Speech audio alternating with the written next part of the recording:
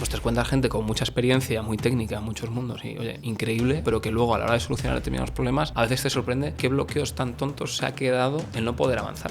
Yo soy tecnólogo, me encanta la tecnología y sé que he hecho cosas que probablemente no tenía claro si iban a suponer un impacto real. La aspiración que siempre ha tenido el mundo científico es, oye, igual que construimos legos piezas a piezas, poder construir materiales o tecnologías átomo a átomo. Realmente puedes cambiar el mundo con estos materiales. Quiero decir, puedes tener un impacto muy gordo en muchas aplicaciones. Pues lo que hicimos fue entrenar una inteligencia artificial con todas las experiencias previas que habíamos tenido para que él pudiese sugerir el experimento con mayor probabilidad de éxito dentro de lo que nosotros hacemos.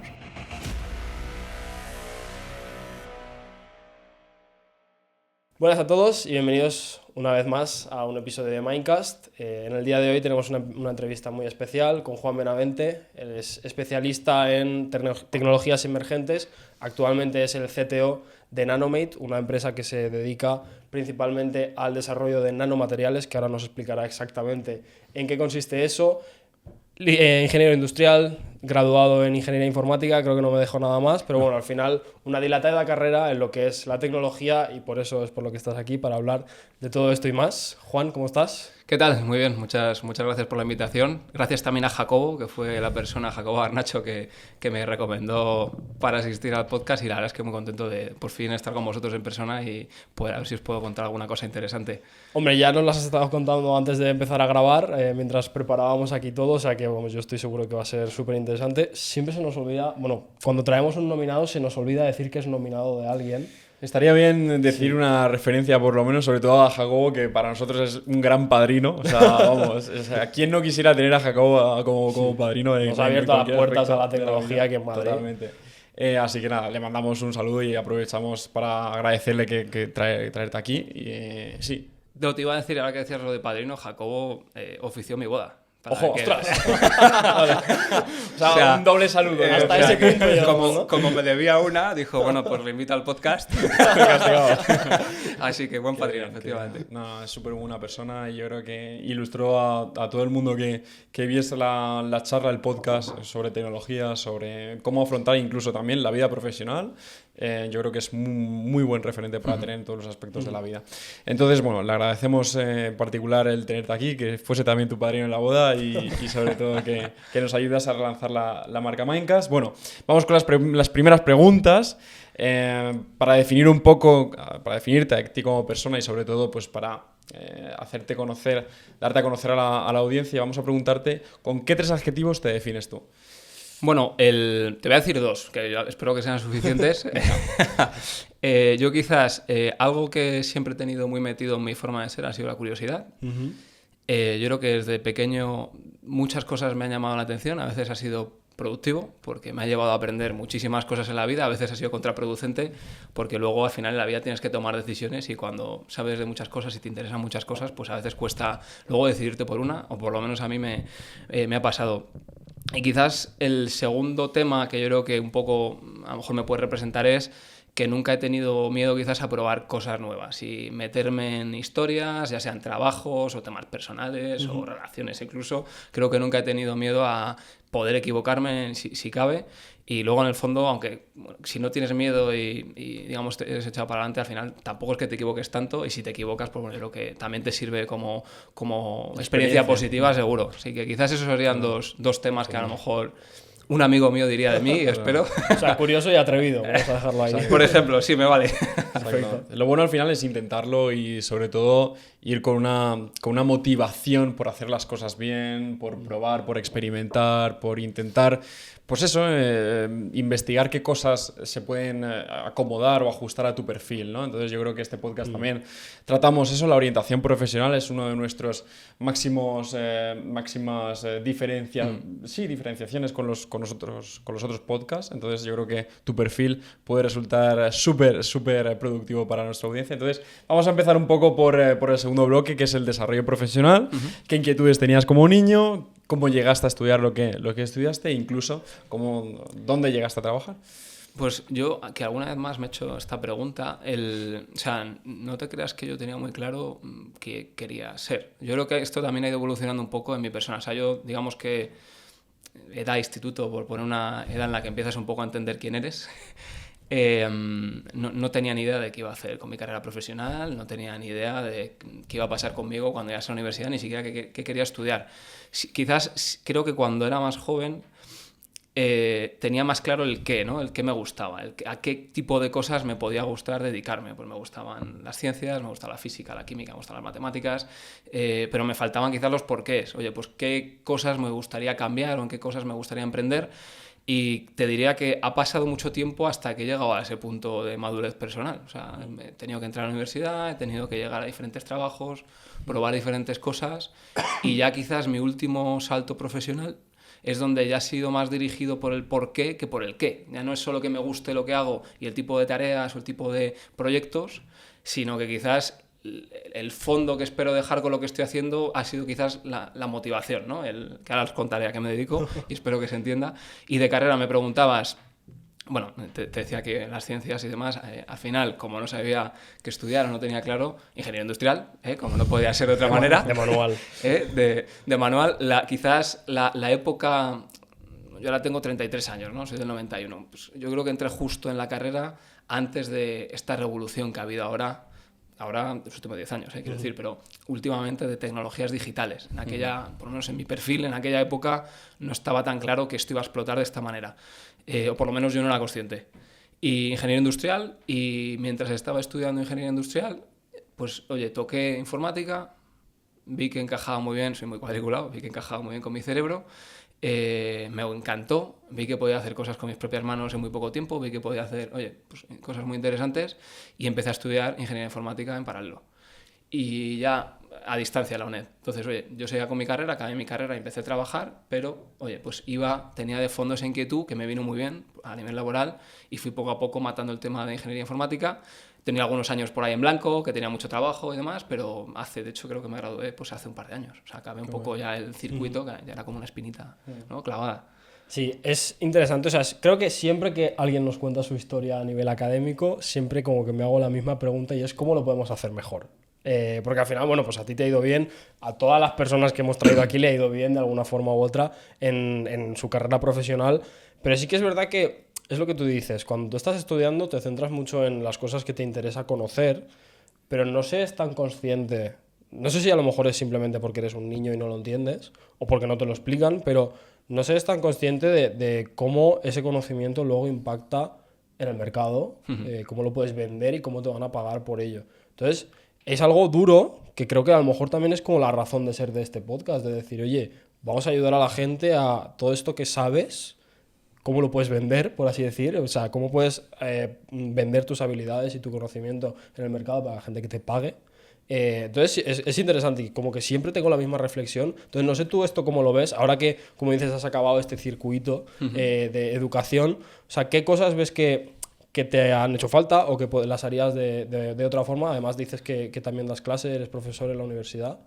Yo quizás, mira, has dicho algunas palabras que me han conectado mucho. Has hablado de reflexionar, has hablado de, oye, yo por ejemplo, creo que durante toda esta etapa, ¿no? Que es muy larga, o sea, desde que estás colegio, instituto, universidad, o sea, son muchos años, además años frescos, quiero decir, de cerebro, en los que se puede sacar mucho partido a tu tiempo, para ti y para otros. Quiero decir, yo creo que falta un poco más de hacernos reflexionar como individuos, ¿no? Creo que hay mucha volcado de información hacia nosotros. Podemos discutir si la forma de hacerlo es la mejor, bueno, pero creo que hay poco de autorreflexión sobre quiénes somos, para qué sirve lo que estamos aprendiendo, qué podemos hacer con esto y cómo lo podemos entregar como un valor a la sociedad, como un valor a la empresa, como un valor a mi familia, como un valor bueno, pues al mundo, ¿no? Entonces yo creo que un tema es esa reflexión. Yo personalmente no la he vivido. No sé si es un tema mío o es un tema de la educación, pero creo que se nos hace poco reflexionar de este tipo de cosas. Sí, además es como que se nos establece la idea de que tú acabas de estudiar y tienes ya que poner la mano. Efectivamente. O sea, no, es que yo soy ingeniero de no sé qué, ya tengo que cobrar un sueldo. A ver, ¿qué sabes hacer? O sea, vale, eres ingeniero, eres un diamante en bruto. Tendrás que hacer más cosas que generen dinero para que a ti se te pague. Entonces, es eso, es esa mentalidad que no sé, creo que la tenemos en España mucho que hace que la gente a veces funcione de una forma subóptima. No digo ni que esté mal ni que esté menos, porque al final cada uno tiene su mentalidad con los recursos que tiene, por así decir, y con lo que ha vivido. Pero no sé, es algo que veo y que me genera mucha curiosidad y me da pena en el fondo, porque hay gente muy buena que participa de un sistema que no está funcionando. La forma rápida de aprender esto es hacerse autónomo.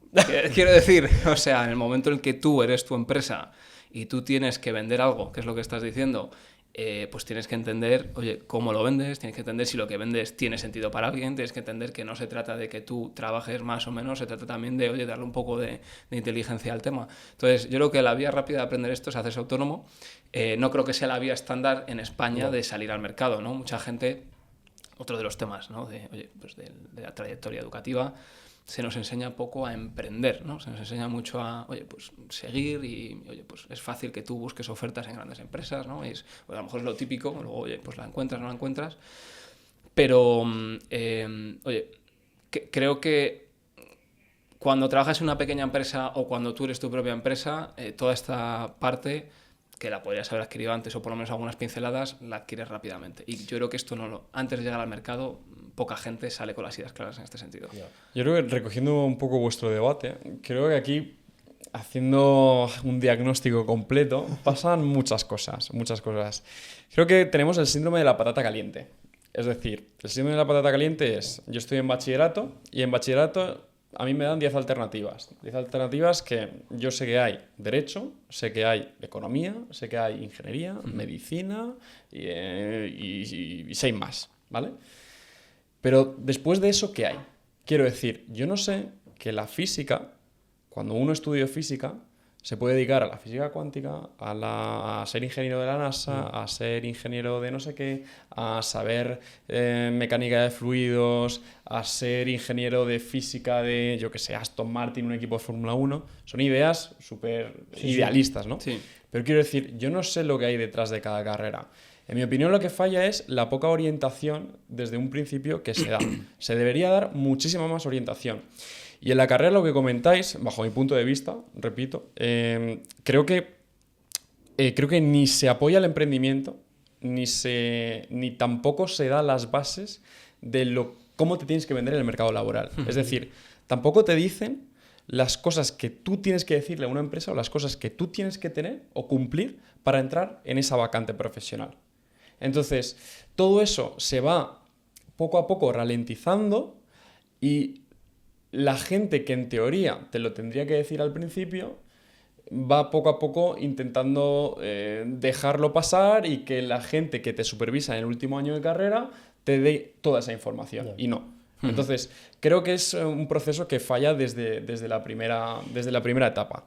Pero bueno, yo creo que es un debate muy interesante y que podremos abordar luego si queréis. O bueno, yo es verdad que reconozco que es difícil, como profesor, comentabais antes, ¿no? Yo doy clase en algunos centros, doy clase por ejemplo en el IE, también en el Francisco de Vitoria, y he dado clase en bastantes centros tecnológicos, digamos. Di clase en IMIUN, en MIOTI, son, digamos, escuelas de perfil técnico-tecnológico que hay aquí en Madrid.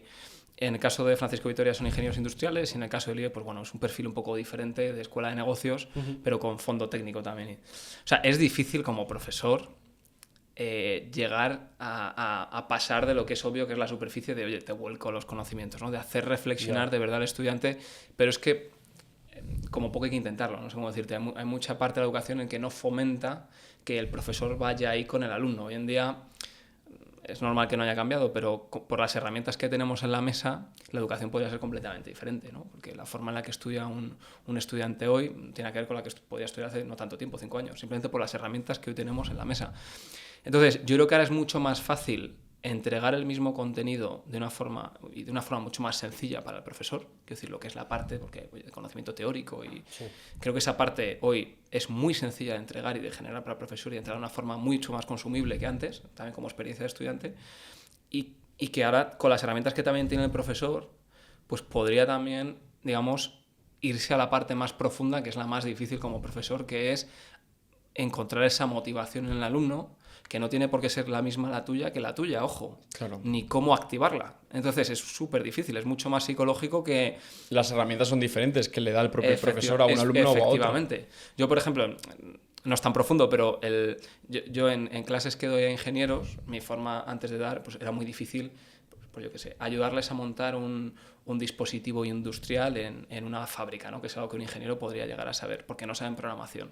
Bueno, es que hoy me da igual que no sepan programación, porque ya hay herramientas que les ayudan a programar. Claro. Oye, yo algo que me interesa es que lo entiendan, que se hagan preguntas y que de alguna forma, pues dentro de un año, yo siempre os digo a los alumnos, se acuerden, aunque sea de 3 cosas que les ha un poco hecho, ¿vale? 3 cosas, con que tengan 3 cosas importantes en la cabeza y eso les acompañe en su forma de pensar, yo he cumplido, pero muy exitosamente.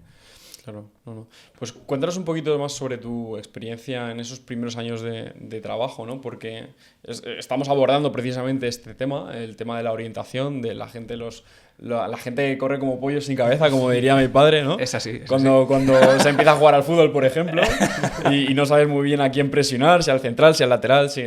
Entonces, ¿cómo fueron esos primeros años? ¿Qué primera empresa fue? Que bueno, al final compartiste también con Jacobo. Yo he compartido, sobre todo la primera etapa, antes que hablamos de Jaco. Bueno, pues yo básicamente ya, no sé si fue en cuarto o en quinto de carrera, conseguí una beca en IBM. Os decía que estudiaba informática en paralelo para cuando yo empecé a trabajar en IBM, que es una empresa eminentemente informática, tenía ni idea de informática. Quiero decir, pues había dado las típicas asignaturas de primero, a lo mejor alguna de segundo y demás. Entonces, fue un auténtico reto de llegar a un tipo de empresa muy sofisticada, con perfiles increíbles a nivel de conocimiento técnico y un poco empezar a entender el tipo de cosas que hacían y cómo yo aportar. Yo los primeros años los recuerdo como muchas horas, mucho tiempo, mucho penar también, mucho sufrir, pero de un aprendizaje bestial. Yo creo que he aprendido más en mi primer año en IBM que en 3 años de carrera, o sea, porque me tocó empaparme del conocimiento teórico a velocidades forzadas y autoaprendizaje a saco. Y luego, oye, pues una cosa que me gustó mucho y que le agradezco la verdad al equipo de IBM en aquel momento es que, ojo, porque esto es arma de doble filo, pero teníamos una exposición completa. Decía que esto es una beca. La exposición era completa a responsabilidad en proyecto y a enfoque a cliente. Nosotros teníamos que dar... imaginaros, era Smart Cities, ¿vale? No sé si lo he dicho. Sí. Oye, bueno, creo que nos lo comentaste. No, lo dijo Jacobo. O a lo mejor lo hemos hablado antes en la previa. Básicamente era, o sea, yo me dedicaba a construir soluciones de Smart Cities para ayuntamientos o para empresas privadas que querían crear servicios de Smart Cities, ¿vale? Me parece un tema fascinante, me parece un tema increíble y además muy chulo porque puedes impactar en tu vida, ¿no? Porque al final, oye, si yo consigo que el tráfico de Madrid sea un poquito más eficiente, le estoy cambiando la vida a mucha gente, lo cual me parece... A mí me motivaba mucho y me sigue motivando.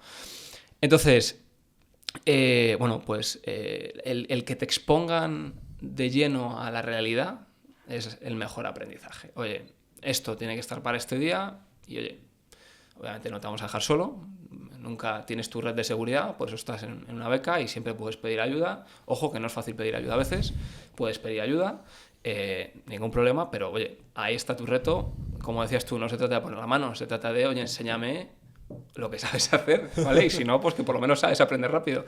Y bueno, pues la verdad es que muy interesante. Yo recuerdo al principio lo pasaba un poco mal, estas charlas típicas a cliente, no tenía que yo contar la solución, me sentía que todavía no tenía todo el conocimiento por detrás de lo que estaba contando, pero desde luego tengo alguna cicatriz de guerra, no os voy a engañar, pero la recuerdo con cariño. O sea, quiero decir, me parece una experiencia muy bonita, siempre y cuando esto se haga, por supuesto, bien acompañado y con, digamos, con la seguridad del equipo senior que yo tenía detrás. Claro, ¿vale? claro. O sea, quiero decir, oye, te lanzo el reto, pero aquí estamos. O sea, no vas solo con la pelota, como decías tú, el ejemplo de fútbol.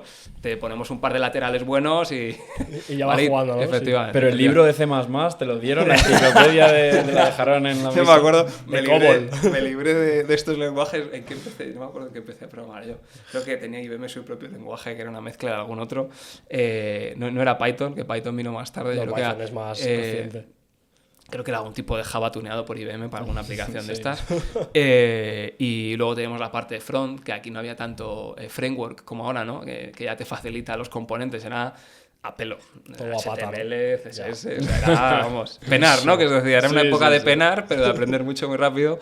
Y lo que os digo, lo recuerdo con cariño. Al final, muchas de las historias que os sigo contando hoy vienen de esa época, que fue dura en parte, pero también muy divertida y muy intensa, sobre todo. Que al final la vida, oye, cada minuto cuenta, ¿no? Entonces, oye, yo agradezco haber vivido esa intensidad.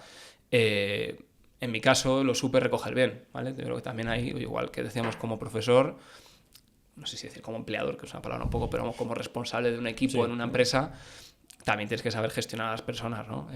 Si esa persona puede estar ahí o la estamos haciendo sufrir demasiado o no, ¿vale? Pero bueno, ese fue un poco el resumen de esa primera etapa que creo que fue muy divertida. Qué bueno. Sí, yo es algo que digo siempre también, el hecho de que esa primera experiencia laboral, esos primeros años trabajando, de romper mano con las primeras cosas, aprender y darte, con perdón, darte de hostias con las cosas, por primera vez ya en un entorno real, en una empresa, con los recursos y el acompañamiento adecuado, vamos, es mejor que cualquiera de los másters que puedas estudiar en cualquier universidad que se te ocurra, porque al final estás, lo que yo digo, ofreciendo tu conocimiento para aportar una solución que genera valor para un cliente, para una empresa, para lo que sea. Y al final es eso en lo que consiste el mercado en general.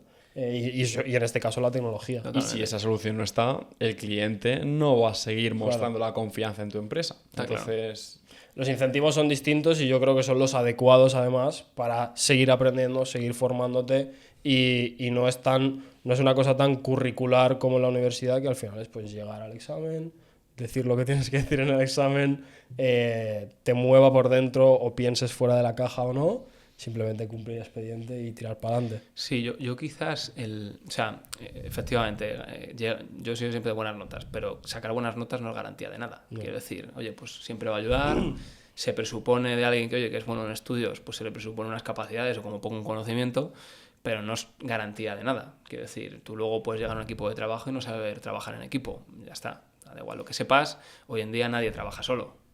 Es imposible, todo el mundo está expuesto a personas, ya sea un cliente, que es la relación más difícil de llevar, ya sea un equipo que, oye, con el que convives mucho tiempo y con el que tienes que saber pasar. Los momentos buenos es fácil, pero momentos difíciles, gestionarlo como miembro de un equipo, como responsable del equipo, pues también hay que saber vivir eso y saber apoyar al equipo.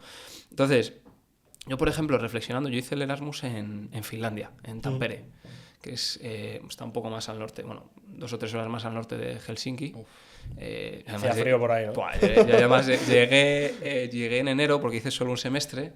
Entonces, claro, yo llegando en enero no me pude adaptar. Yo me bajé de un autobús, metí el pie en la nieve y dije, madre mía, a ver, encima a las 2 de la mañana, porque el vuelo, el autobús y tal, a las 2 de la mañana, digo, a ver, porque había quedado con un hotel. Además, yo me acuerdo que reservé fatal el hotel porque el inglés, hasta que llegué allí, súper oxidado. Y digo, verás ahora como el hotel, el código que me han dado para abrir la puerta a las 2 de la mañana no funciona. Yo me muero aquí en la menos 30 grados. Vamos, me voy con la maleta, digo, no sé, ya se me ocurrirá algo. Se abrió la puerta, por suerte. Menos mal. Entonces, bueno, no tuve adaptación y tal, pero bueno, a lo que iba. Yo recuerdo que en la universidad allí, oye, tampoco puedo comparar mucho un semestre, pero sí que es verdad que me gustó un modelo que tenían que era, fuera de lo que es ir a clase y aprender la temática que sea, fomentaban mucho comunidades fuera de clase. Y esas comunidades fuera de clase, que yo por lo menos en España, en mi universidad, no he participado tanto, existirán o no existirán, o será algo más o menos ambicioso según la universidad, pero iniciativas fuera de clase, que pueden parecer a veces juegos o pueden parecer a veces tonterías, ayudan mucho a desarrollar cosas de las que estamos hablando. Pues, por ejemplo, oye, no sé, ejemplo típico, club de matemáticas o club a lo mejor de hacer prototipos aeroespaciales de satélites o de cohetes. Oye, pues ya tienes tú que tener una idea que compita con la del otro, con la de al lado, con un equipo a lo mejor con el que estás compitiendo. Tienes métricas de éxito de, oye, tiene que subir más alto, tiene que subir más bajo, el peso, no el peso. Oye, ya tienes que sacar tu ingenio en un contexto competitivo. Vale, no digo competitivo a muerte, digo un competitivo, que la vida es competitiva. Sí. Oye, tienes que montar un equipo y saber seleccionar a la gente para tu equipo y ver si te llevas bien con tu equipo. También ahí hay un saber rodearte de los elementos adecuados. O sea, a lo que voy, todo es, y luego vender tu idea, saber ganar, saber perder, claro. Todo esto, que también el deporte yo creo que fomenta una cantidad de cosas increíbles de las personas, todo esto me parece que debería ser hilo conductor casi más que un extra de la formación.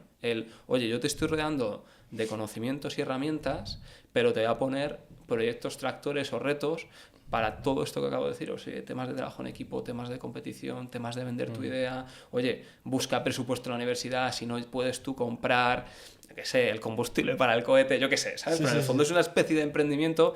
No sé si era tan bestia lo que tenían en la universidad que os estoy diciendo, la de Tampere, pero por lo menos sí que tenían muchas comunidades de este tipo y me parece súper, súper chulo y obliga también al estudiante a echar muchas más horas y motivarse y ver qué le motiva y qué le apasiona fuera de lo que es ir a clase. Porque muchas veces aquí parece que vas a clase, sacas la nota y ya está.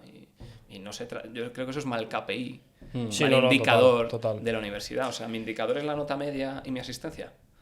Un poco flojo, ¿no? Sí, una de las cosas que más me arrepiento en mi etapa universitaria, que justamente coincidí contigo en Teleco, somos compañeros de clase, lo hemos comentado hace ya tiempo en el podcast, fue la de no apuntarme no sé si lo llegué a comentar, a un equipo que me apasionaba. Yo soy gran admirador de la Fórmula 1, igual que tú. Y en la UPV, en la Universidad Politécnica de Valencia, tenemos el Fórmula Student UPV. Entonces es un equipo de Fórmula no sé qué, Fórmula Student o algo así. Sí, es Fórmula Student, o sea, la competición es Fórmula Student. Fórmula Student es la competición que hacen como un monoplaza en dimensiones reducidas, de tal, pero tienen que seguir un estudio de la telemetría, un estudio de aerodinámica, una programación de ciertos módulos y tal. Entonces, claro, no solo prueba tus conocimientos en la deportividad, en el esfuerzo y tal, sino también lo que comentas, las habilidades técnicas. Es decir, si a mí me dan una asignatura en la carrera que fuese procesamiento de señal de no sé qué, como la que dimos, igual el participar en una competición de estas, levantar la mano y decir que yo soy teleco, me ayudaba a desarrollar módulos para investigar la señal que llegaba de la telemetría de la radio del coche. Totalmente. Entonces yo creo que es una muy buena iniciativa y la que me arrepiento de no haber participado. Es algo que iba a decir, que creo que es una cosa que tenemos que romper una lanza en favor de la universidad donde estudiamos, de la Politécnica de Valencia, y es que ese tipo de cosas se hacen mucho. O sea, desde cuando estudiábamos, ahora no sé en qué estado estará, pero cuando estudiábamos yo me acuerdo que había un equipo que era más rollo arquitectónico, que se dedicaban a crear una casa, digamos, autosuficiente energéticamente, Azalea, creo que se llamaba. Fórmula Student. Luego estaba el tema de Hyperloop, también cuando se puso de moda. De hecho, tenemos un amigo que fue a San Francisco porque trabajaba, participaba, y tiene una foto con Elon Musk, además. Sí. O sea, todo el equipo se hicieron una foto con Elon Musk. Ahí está, pero sí, porque fueron a la competición en SpaceX. Suyo, ¿no? O sea, es que hicieron la competición de los pods estos que se llaman, que son como mini trenes que van por raíles. Hicieron la competición donde está en la sede de SpaceX, y estaba ahí Elon Musk, que estaban universidades de todo el mundo. O sea, cosas muy chulas que la universidad financia parcialmente. Luego sí que es verdad que hay patrocinadores y demás, que también para la gente en la UPV hay gente de ADE, por ejemplo, para la gente de ADE. Meterte en un equipo de estos y conseguir los patrocinadores, los tratos, los acuerdos con proveedores y demás para gestionar toda la logística que lleva eso es que para mí es el arte de lo posible. O sea, tú te encuentras con gente en mundo empresarial, oye, pues gente que ya todavía trabajando, que digamos que, oye, pues ha aprendido a hacer las cosas de una manera que es off the book. Sí. Con el guión que está escrito en la teoría, la vida es otra cosa. Entonces, hay que buscarse la vida y hay que aprender a saber buscarse la vida. Entonces, se nota mucho. Yo que llevo un tiempo en el mundo profesional, he tenido diferentes equipos y demás. Gente que simplemente soluciona el problema, ya está. Y solucionar el problema tiene muchas aristas, ¿eh? No todo el mundo sabe, y hay problemas más sencillos y más complejos. Hay gente que da igual el tipo de problema, oye, ya se buscará la vida, tenga o no tenga los recursos, sepa o no sepa cómo meterle mano, ya se buscará la vida. Hay gente que, oye, no, es que he llegado hasta aquí y es que ya, oye, no podía, ¿no? Es como, oye, yo he cumplido porque no tenía recursos económicos o no sabía este tema. Oye, pues es que hay que aprender a buscarse la vida. Eso el emprendedor y el autónomo lo tienen claro, el arte de lo posible. Yo creo que en gran empresa, y si has seguido la línea típica de, oye, universidad, tal, gran empresa, pues te encuentras gente con mucha experiencia, muy técnica en muchos mundos y, oye, increíble, o sea, a nivel técnico, pero que luego a la hora de solucionar determinados problemas a veces te sorprende en qué bloqueos tan tontos se ha quedado el no poder avanzar. Dices, si toda la otra parte que has hecho la hacen 3 personas en el mundo, pero ¿cómo te puedes quedar bloqueado aquí por no haber sabido hablar o buscarte una empresa que te ayude con esto, o hacer un buen acuerdo, ahora que hablabas de partners, o saber buscar un presupuesto escondido, que siempre los hay, ¿eh? O sea, al final, o sea, quiero decir que ahí hay mucho... hay que educar más en búscate la vida, no sé cómo decirte. Tal cual. Habilidades que igual no se ganan tan fácilmente estudiando la carrera o tienes que exponerte a problemas y a retos. Claro. Básicamente. Claro. Siguiendo un poco el hilo conductor que comentábamos antes, que básicamente era tu experiencia, ¿no? Vale, de desarrollo profesional. ¿Qué hilo conductor es ese? Que al final nos metemos siempre en charcos y vamos Vamos de un charco a otro. Entonces, nos comentabas, experiencia en IBM, empiezas ahí la beca, ¿no? Comentas que es tu primera experiencia en una gran empresa, desarrollando un proyecto de Smart Cities, informática, te tienes que pelear con el manual de C++. De C++, exacto, no sé ya qué había dicho. Entonces, a partir de ahí, sigues en IBM, saltas a otra empresa. ¿Cómo es un poco pues mira, tus siguientes pasos? Yo entré en un área que realmente era software y hacíamos, digamos, adaptábamos soluciones, mundo Smart Cities y demás. En un momento dado, a mí se me acaba la beca, éramos un grupo de becarios, yo creo que había entrado de los últimos, la verdad es que éramos un equipo increíble y dije, todavía no sabía qué iba a ser de mí, si iba a continuar o no, pero vi claro que me interesaba buscar alguna vía por si acaso. Estaba Jacobo en el equipo, que le conocéis, teníamos a gente muy buena, con mucha experiencia, y entonces yo en ese momento, antes de terminar la beca, empecé un poco a moverme por IBM, a ver un poco en qué áreas más se podía trabajar, qué cosas se podían hacer, y acabé aplicando para el área de consultoría. De hecho, apliqué antes de informar a mi equipo. Dije, oye, mira, he aplicado a esto, como aquí todavía. Oye, si al final me hacéis una oferta, encantado, y probablemente pues no siga con el proceso que he abierto, pero oye, gracias al tiempo que llevo aquí con vosotros he podido conocer la compañía y IBM es un mundo, quiero decir, es bestial. Y bueno, apliqué al área de consultoría, que me interesaba mucho sobre todo porque era meterte en proyectos de cero y a mí sí me ha gustado. En esa época era todavía mi qué, ¿no? Yo seguía con mis motivaciones de qué voy a hacer, no el por qué. Y oye, meterme en un proyecto, diseñar una solución desde cero, de la mano de un cliente, intentaba buscar sobre todo ámbito industrial, que me gustaba mucho por mi back. Entonces apliqué al área de consultoría. La verdad es que las entrevistas las pasé súper fácil porque llevaba ya de beca en la empresa un año, con lo cual me sabía hasta las herramientas que utilizaban en la empresa y sorprendió bastante. Y bueno, entré en área de consultoría, digamos consultoría de área industrial de tecnologías emergentes, principalmente Internet of Things. Y ahí ya empecé pues, a hacer otro tipo de proyectos que iban más allá de las Smart Cities, ¿no? Estuve trabajando para empresas como Ferrovial, para empresas como Naturgy, en temas de contadores inteligentes. ¿Qué más? Luego estuve en algún proyecto que no tenía nada que ver, para colegio de abogados. O sea, en realidad estuve en diferentes temas, pero sobre todo casi el 100% de mi tiempo era mundo industrial. Acabé, digamos, a partir de diferentes proyectos y moverme por IBM, llevando el área de Smart Buildings, que es todo lo que puede ser pues, la domótica o la inmótica de pues, sucursales bancarias, de edificios de oficinas. Teníamos soluciones específicas y era como una mini ciudad, en el fondo, con lo cual tenía ya experiencia. Y pasado unos años, fui ganando responsabilidad en IBM, me apetecía ya un poco cambiar, ¿no? Digamos que me lo pasaba muy bien, era un perfil híbrido comercial técnico, porque digamos que en estos perfiles siempre que vas ganando expertise, pues ya no solo cuentan contigo para resolver los problemas del proyecto, sino que también cuentan contigo para poder contar historias a clientes que les puedan motivar a hacer un nuevo proyecto contigo. Y que bueno, ahí es donde aprendí que vender es lo más importante, quiero decir, y lo más difícil. Oye, yo he hecho todo en la vida, o sea, he hecho soluciones, he diseñado, he hecho ofertas. Ahora, vender tu idea, tu proyecto, tu propuesta, de nuevo, frente a otras muy buenas que pueda haber y convencer a alguien de enfrente a que se lance a por algo, incluso aunque todavía no sepa por qué, o que se lance y apueste por ti en lugar de otras opciones que pueden ser buenísimas, es un proceso difícil y también garantiza que todo lo que hay detrás de ti está validado. O sea, si tú eres capaz de... Bueno, no siempre, ¿no? Hay veces que vendes sin tener el producto. Pero bueno, normalmente cuando tú ya has vendido y has vendido varias veces y has entregado algo y funciona, ya garantizas que todo lo que hay detrás de ti está resuelto, ¿no? A nivel de capacidades, a nivel de herramientas, a nivel de know-how, etc. Entonces os decía que después de un tiempo, digamos, en este ámbito, me salté a Cepsa.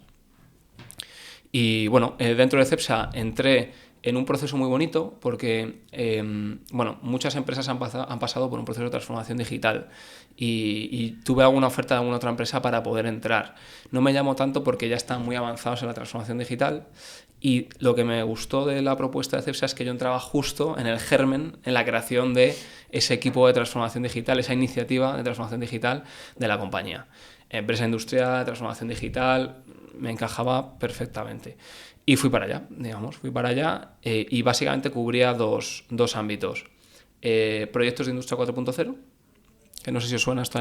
Sí. Habéis tocado en el podcast a lo mejor. Y en mi empresa también sí que uno de los pivotes, ahora está un poco más menos enfocado, era el Porsche 4.0. Entonces más o menos sigue una trayectoria similar. Bueno, efectivamente. Sí. Que en tu caso será conectividad. Efectivamente, conectividad. De hecho, uno de los proyectos que estoy llevando ahora, por poner un poco mi cuña Sí, personal, obviamente. es con técnicas de deep learning, que en este caso es aprendizaje profundo, aprendizaje refuerzo. Estamos mejorando las redes 5G en el puerto con simulaciones reales para que, pues eso, obtener mejores prestaciones y demás. Has dicho ports. Ports. Había entendido Porsche. No, ports. Qué chulo. También, ojo. También. Pues mira, uno de los proyectos que hicimos como parte de esta transformación digital y ha sido súper exitoso fue montar redes privadas de comunicación en las refinerías. Efectivamente. Claro. Yo estoy intentando mejorar esas redes privadas con inteligencia artificial. Claro, aquí realmente, porque ahora se habla mucho de inteligencia artificial, pero ha habido muchos habilitadores para estar donde estamos hoy. Obviamente, todo el mundo cloud computing, inteligencia artificial que habilita, procesar la cantidad de información que se procesa hoy y toda la algoritmia que hay detrás para tomar las decisiones es nuclear, ¿no?, a la actividad. Pero luego ha habido habilitadores muy importantes para que hoy todos tengamos un dispositivo inteligente en el bolsillo, o para que tengamos un vehículo conectado, o para que las fábricas sean más inteligentes, que es las comunicaciones. La gente se olvida de cómo hemos pasado de las pocas Gs a las muchas Gs, ¿no? De cómo hoy te pones nervioso si se retrasa un poquito el vídeo y no es 4K. Entonces, es una bestialidad lo que se ha avanzado ahí. Y hay mucha gente técnica que se dedica a esto y hay proyectos muy bonitos. Y luego todo el mundo de lo físico, ¿no? De lo que ya es el dispositivo final, todo lo que son esos dispositivos inteligentes que tenemos en los hogares o que tenemos en el bolsillo. Uno de los ejercicios que hago con los alumnos se llama The Power in Your Pocket. Sobre todo es para gente que no está tan cercana al mundo técnico, y les hago reflexionar sobre lo que llevan en el bolsillo, que es el teléfono móvil, ¿no? y un poco lo que es capaz de habilitar.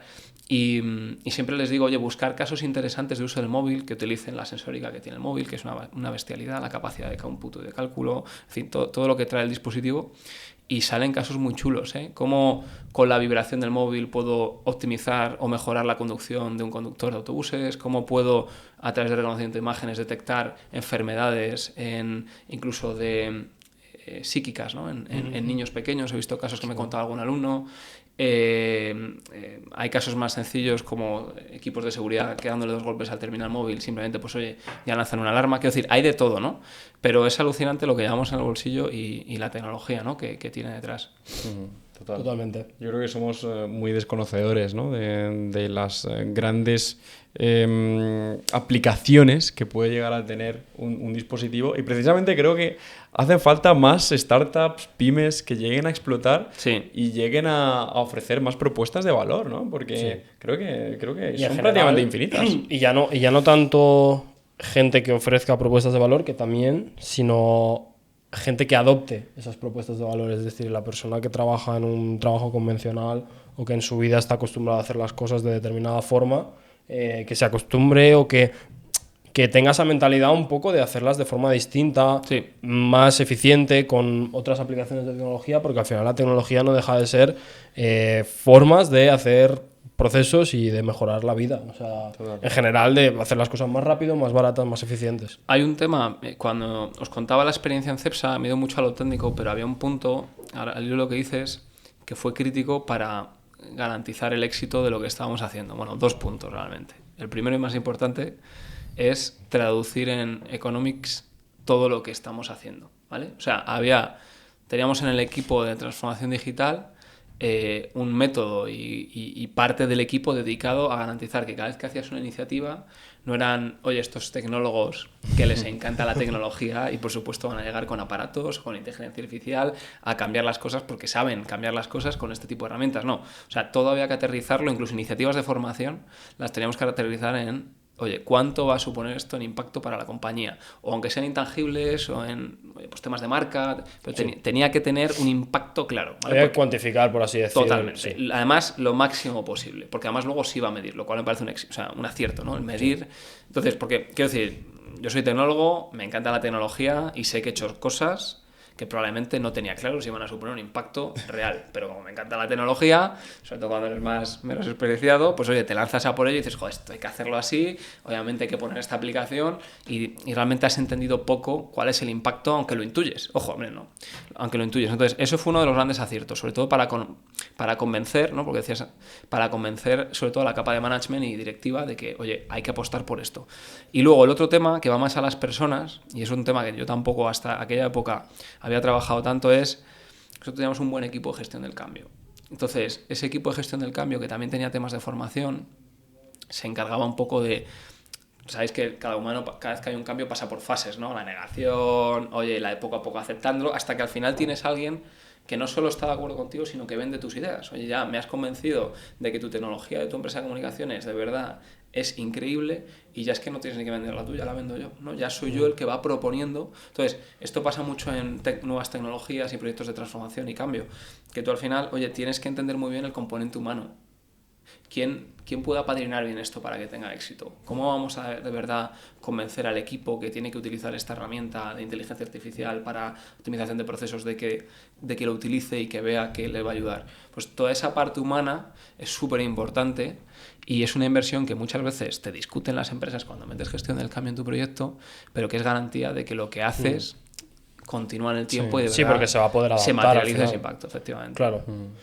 Oye, súper interesante, pero creo que vamos a seguir un poco más porque te hemos presentado como, que al final eres CTO de Nanomate, entonces ya creo que, fue tu siguiente salto, ¿no? El hecho de emprender y empezar en el proyecto de Nanomate. Entonces, cuéntanos un poco, porque al final creo que es lo que más impresionados nos dejó a los dos cuando te conocimos un poco de, oye, ¿qué es esto de los nanomateriales? ¿A qué os dedicáis exactamente? ¿Y cómo hacéis las cosas? Vale. El salto fue básicamente, yo estaba encantado en mi rol de tecnologías emergentes y tal, la verdad es que me lo pasaba muy bien, ya veis cómo lo cuento. Entonces, en un momento dado, un antiguo responsable mío, estaba dándole una vuelta a una startup que digamos que necesitaba un nuevo plan estratégico y me llamó un poco, me contó la historia y me convenció desde el momento uno y me fui para allá como responsable de tecnología. Aquí cuando digo tecnología me refiero no solo a la parte, digamos, digital, sino a todo lo que es la tecnología de la compañía, que en este caso son nanomateriales. Entonces, nosotros ¿qué hacemos en Nanomate y un poco qué es lo que proponemos? No, a lo mejor la gente no sabe ni lo que es la nanotecnología, habrá oído cosas, ¿no? Nos suena... No es una cosa que esté muy... Por intentar desmontarme el discurso, voy a intentar hacer una analogía con una película de Marvel. ¿Vale? Creo que lo llegamos a comentar en la videollamada que siempre hacemos para preparar el capítulo. Yo, además del concepto de nanotecnología visto en la carrera, yo conforme lo he visto en las películas o en la vida real, por así decirlo, una referencia, en este caso la película de Marvel, sale Tony Stark de un sitio donde estaba, viene un extraterrestre y entonces se activa así el botoncito, le empiezan a salir materiales, que es una armadura que tenía escondida prácticamente, y le dice a Hulk que es nanotecnología. Entonces yo solo sé eso de la nanotecnología, al margen de todos los conceptos que sé de la carrera. Entonces, espera, voy a dar un paso para atrás. Para hacer una referencia para el público. A ver, yo creo que aquí lo más fácil es ligar efectivamente con cosas que la gente ha escuchado y demás. Exacto, un poco de ciencia ficción. Es un mundo, ¿vale? O sea, aquí la aspiración que siempre ha tenido el mundo científico es, oye, igual que construimos Legos piezas a piezas, poder construir materiales o tecnologías átomo a átomo, ¿vale? Oye, ya desde hace muchos años, pues con procesos químicos, con procesos físicos, sabemos construir, diseñar, procesar materiales que nos ayudan, pues en cemento, pues imaginaos que es el material artificial más utilizado del mundo. Nanotecnología, cuando hablamos de nanotecnología es que estamos construyendo materiales desde la escala más pequeña que es posible técnicamente a nivel, bueno, iba a decir humano, pero realmente es a nivel técnico hoy por cómo es el avance de la ciencia. Se habla de nanotecnología porque se considera nanomaterial todo aquello que está por debajo de los 100 nanómetros. Si hago bien los números, o sea, un pelo humano es como 0,1 milímetros, son como 100.000 nanómetros, ¿vale? Un pelo humano. O sea, es una milésima parte del grosor. Una 100.000... Sí, 100 nanómetros son... Bueno, efectivamente, 100 nanómetros, efectivamente. Es como una milésima parte a partir de ahí, ¿vale? Entonces, os podéis imaginar la escala, bueno, o no os podéis imaginar la escala de la que estamos hablando, ¿no? Entonces, hablando de casos que es lo más fácil, ¿no? Y demás, se ha diseñado mucha técnica para poder construir materiales a esa escala, temas químicos, físicos, físico-químicos. Bueno. Pero básicamente, pues podemos tener desde nanopartículas que nos permiten hacer tratamientos cancerígenos y atacar selectivamente células, ¿vale? No es mi campo, pero es un campo súper en desarrollo ahora mismo, que se está buscando longevidad, hay mucha inversión en ese aspecto. ¿Qué más ejemplos? Nuevos materiales que a esa escala tienen propiedades que no tienen a nivel convencional. Por ejemplo, el oro a nivel nano se vuelve rojo o azul en función de... O sea, digamos que los materiales a escala macro, cuando te los llevas a escala nano, tienen propiedades más allá de las que tú estás observando a esa escala. O sea, cuando tú alteras sus condiciones a escala nano, se producen otro tipo de cambios. Efectivamente, se vuelven más conductivos o más resistentes. De hecho, el origen, uno de los grandes ejemplos que se pone de nanomateriales, no sé si lo habéis oído, es el del grafito, ¿no? Todo el mundo conocéis un lápiz. Sí. La mina del lápiz es grafito, ¿no? Es carbono, ¿vale? Pero si os fijáis, la gracia de ese grafito es que tú cuando escribes es muy poco resistente, ¿no? Porque se está rompiendo el material para que se deposite en el papel. De alguna forma estás rompiendo el material para poder escribir, ¿no? Es casi la base, ¿no? Hubo unos científicos hace años que empezaron, fijaos la técnica, con cinta adhesiva, cogieron grafito y fueron poco a poco exfoliando el grafito, ¿vale? Ya fijaos la técnica, con cinta adhesiva, hasta llegar a una única capa de grafito. Digamos que es una capa de un átomo, ¿vale? Lo más pequeño que te puedas imaginar. Pues ese material que quedaba, que era una única lámina de átomos de carbono, es 200 veces más resistente que el acero. Por poneros un ejemplo, es mucho más conductivo también, tiene mucha conductividad tanto térmica como eléctrica, o sea, es un super material, que en el fondo es lo que se llama grafeno, que grafeno sí que lo habréis oído alguna vez. Sí, claro. Grafeno, pues en el fondo, si tú exfolias grafito, obtienes grafeno, que sería, en lugar de muchas capas de átomos de carbono, es una única capa de átomos de carbono. Es un material diferente al que tú puedes ver como grafito, ¿no? Pero entonces, para conseguir el grafeno, hay que exfoliar mucha cantidad de grafito. Bueno, esto era un ejemplo de cómo ellos lo obtuvieron en aquel momento para demostrarlo. De hecho, estos científicos que estaban en Manchester, o sea, obtuvieron un premio Nobel al respecto por su experimentación e innovación en torno a estos materiales. Realmente, fíjate, hay las dos formas. Bottom-up, o sea, de arriba abajo o de abajo arriba. Unas técnicas que se utilizan para obtener este material en concreto es construirlo átomo a átomo. O sea, pues a través de reacciones químicas vas consiguiendo que los átomos de carbono se ubiquen en una única capa. Muchas veces no se consigue, se consiguen varias capas, pero bueno, se considera grafeno. La otra técnica es de arriba abajo, que sería coger grafito o materiales que contienen en el fondo grafeno e ir exfoliando también químicamente hasta que tienes ya esa capa. Pero bueno, para que se entienda un poco el fondo de esto y el por qué esto tiene sentido, digamos que aquí hay un tema que está demostrado que los materiales a escala nanométrica, determinado tipo de materiales, tienen propiedades que van mucho más allá de las que tienen a escala macro, lo cual es súper interesante. Todos llevamos hoy chips en nuestros teléfonos móviles que contienen nanotransistores, y hay transistores de hasta 3 nanómetros. Sí, doy fe. Transistores. O sea, quiero decir que es un mecanismo prácticamente, ¿no? Lo que hay de hasta 3 nanómetros, creo que son los más avanzados que puedes encontrar hoy. Entonces, hay empresas aeroespaciales que utilizan coatings, ¿no? Digamos recubrimientos para diferentes piezas que garantizan una mejor conductividad térmica, por ejemplo, lo cual es muy interesante, a través de materiales muy ligeros. Hay tratamientos médicos muy avanzados que pueden selectivamente atacar células cancerígenas. O sea, hay una serie de casos de uso que este tipo de tecnología ha habilitado y que pueden cambiar muchas de las cosas como las estamos haciendo. Eso es justo lo que estaba pensando un poco, de que al final los nanomateriales, la aplicación no es hacer un material para hacerte una funda del móvil. Efectivamente. O sea, es materiales para hacer cosas muy locas, como recubrir un cohete.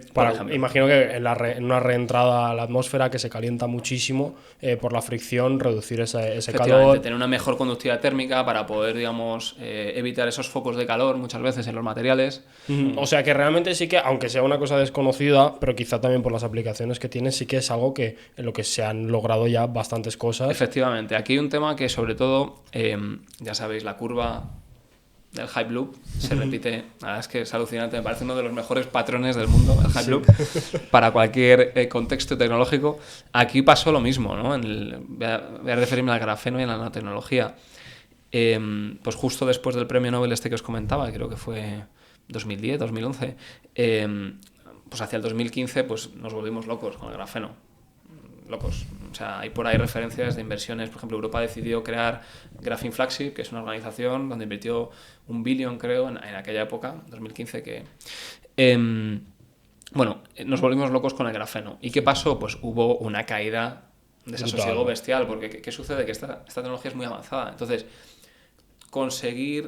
O sea, venimos del mundo software, yo creo que los que estamos en la mesa, ¿no? Y oye, somos fieles creyentes de que yo con un buen equipo rápidamente puedo montar un producto y servirlo y entregarlo y oye, validarlo y si funciona, oye, estoy dentro, ¿no? Y estoy en el juego. Compito contra mucha gente también, pero bueno.